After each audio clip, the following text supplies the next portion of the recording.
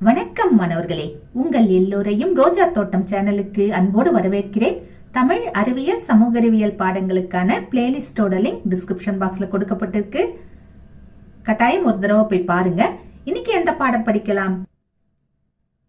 8ஆம் வகுப்பு தமிழ் பாடம் இயல் 9 தரப்பட்டுள்ள மொழியை ஆள்வோம், மொழியோடு விளையாடு பயிற்சிகளை படிக்கலாமா?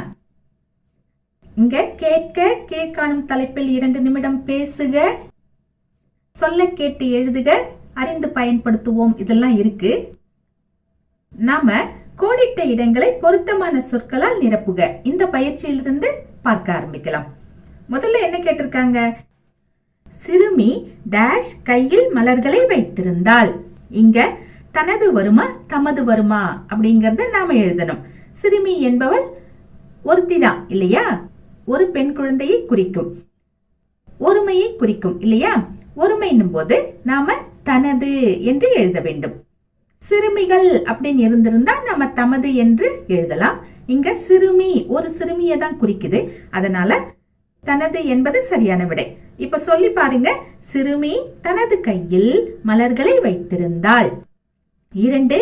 அம்பேத்கர் ஒடுக்கப்பட்ட மக்களின் உயர்வுக்காக டேஷ் உழைப்பை நல்கினார். இங்க என்ன வரும்? அம்பேத்கர் என்பவரும் ஒருவர் தான், ஒருமைதான் இல்லையா? அப்போ தனது உழைப்பை நல்கினார் அப்படி போடலாம்னு நீங்க நினைக்கலாம். ஆனால் அப்படி போடக்கூடாது. ஏன்னா அம்பேத்கர் என்பவர் மரியாதைக்குரிய ஒரு தலைவர், மூத்தவர். இப்படி இருக்கும்போது அவரை நாம ஒருமையில சொல்லக்கூடாது. மரியாதை நிமித்தமாக பன்மையில தான் நாம குறிப்பிட வேண்டும். இதைத்தான் மரியாதை பன்மை என்று கூறுகிறோம். இப்ப நாம எப்படி சரியா எழுதலாம்னா, அம்பேத்கர் ஒடுக்கப்பட்ட மக்களின் உயர்வுக்காக தமது உழைப்பை நல்கினார். தமது என்பது சரியான விடை. அடுத்தது 3. உயர்ந்தோர் டேஷ் புகழ்ந்து கொள்ள மாட்டார்கள்.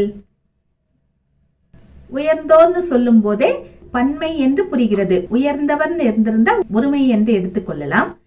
உயர்ந்தோர்னு சொல்லியிருக்காங்க, அதனால இது பன்மைதான். அதே சமயம் சொல்ல மாட்டார்கள் அப்படி பன்மையில தான் முடியுது பாருங்க. சொல்ல மாட்டார் அப்படி ஒருமையில முடியல, அதனால இங்க கொடுக்கப்பட்டிருப்பது பன்மை. அப்ப எப்படி எழுதலாம்? உயர்ந்தோர் தம்மை தாமே புகழ்ந்து கொள்ள மாட்டார்கள். அடுத்தது 4. இவை டேஷ் எனக்கு பிடித்த நூல்கள். இங்கே என்ன வரும்? இவை என்பது பன்மை. இது என்று இருந்திருந்தால் ஒருமை என்று எடுத்துக்கொள்ளலாம். இவை என்று கூறும்போது அது பன்மையை குறிக்கும். அதே மாதிரி முடியும் போது பாருங்க, எனக்கு பிடித்த நூல்கள்னு கொடுத்திருக்காங்க. நூல்கள் என்னும் போது அது பன்மையைத்தான் குறிக்கும் இல்லையா? அப்ப நாம எப்படி எழுதலாம்? இவைதாம் எனக்கு பிடித்த நூல்கள், இப்படி எழுதுங்க. அடுத்தது 5. குழந்தைகள் டேஷ் இயன்ற உதவிகளை பிறருக்கு செய்கின்றனர். இங்கே குழந்தைகள் பன்மை, அதனால் நாம் எப்படி எழுதலாம்? குழந்தைகள் தம்மால் இயன்ற உதவிகளை பிறருக்கு செய்கின்றனர். அடுத்து பாருங்க, தொடரில் உள்ள பிழைகளை திருத்தி எழுதுக. இங்க படிச்சுக்கிட்டே போறேன், படிக்கும் போதே சரியான விடை எது வரும்னு சொல்றேன், நீங்க குறிச்சுக்கோங்க. முதியவர் ஒருவர் தனது கொடுத்திருக்காங்க, தனது வராது. முதியவரை நாம் மரியாதை நிமித்தமாக தமது என்று கூறலாம் இல்லையா? தமது கால்களில் செருப்பில்லாமல் தன்னால் கொடுத்திருக்காங்க, தன்னால் வராது. இது முதியவரை குறிப்பதனால் மரியாதை பன்மை, அதனால் தம்மால் என்று எழுத வேண்டும். அடுத்தது இழுக்க முடியாத வண்டியை இழுத்து சென்றார். அதனை கண்ட கிருஷ்ணா தம்முடைய என்று கொடுக்கப்பட்டுள்ளது. தம்முடைய என்று இடம்பெறக்கூடாது, ஏனென்றால் சிறுமிதானே கிருஷ்ணா. இங்கே ஒரு சிறுமிதான் கிருஷ்ணா இல்லையா? அதனால் தம்முடைய என்று எழுதாமல் தன்னுடைய என்று எழுதுவது சிறந்தது. அடுத்தது சித்தப்பாவிடம் அவருடைய காலணிகளை கொடுக்குமாறு கூறினாள். அவரிடம் விலை உயர்ந்த காலணிகள் தான் இருந்தன. காலணிகள் என்பது பன்மைதானே, அதனால் விலை உயர்ந்த காலணிகள் தான் இருந்தன என்று எழுத வேண்டும். அப்புறம் பாருங்க, எனவே தனது வேறு காலணிகளை, சித்தப்பா பெரியவர் இல்லையா, மரியாதை நிமித்தமாக தமது என்று எழுதலாம்.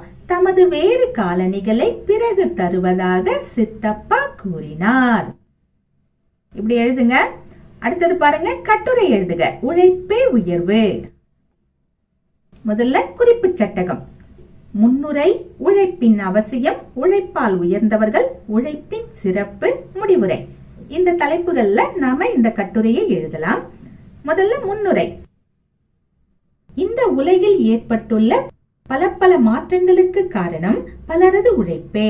மற்றவர்களின் அயராத உழைப்பினால்தான் இன்றைய நவீன உலகம் உருவாகியுள்ளது. அருள் இல்லார்க்கு அவ்வுலகம் இல்லை, பொருள் இல்லார்க்கு இவ்வுலகம் இல்லை என்று கூறுவார்கள். அத்தகைய பொருளை ஈட்ட உழைப்பு அவசியம். அந்த உழைப்பே உயர்வு என்பதை பற்றி இக்கட்டுரையில் காண்போம். உழைப்பின் அவசியம். நாகரிக உலகில் அடிப்படை தேவைகள் அவசியம். அடிப்படை தேவைகளை நிறைவேற்ற உழைப்பு அவசியம். நமது முன்னோர் நமக்கு என்று சில சொத்துக்களை சேர்த்து வைத்திருக்கலாம், சேர்த்து வைக்காமலும் இருக்கலாம். எப்படி இருப்பினும் நமக்கு நமது உழைப்பு அவசியம். குந்தி தின்றால் குன்றும் மாளும் என்ற பழமொழி நமக்கு உழைப்பின் அவசியத்தை எடுத்து கூறுகிறது. உழைப்பால் உயர்ந்தவர்கள். அப்துல் கலாம், அம்பேத்கர் போன்றவர்கள் கற்றல் என்ற உழைப்பால் உயர்ந்தவர்கள்.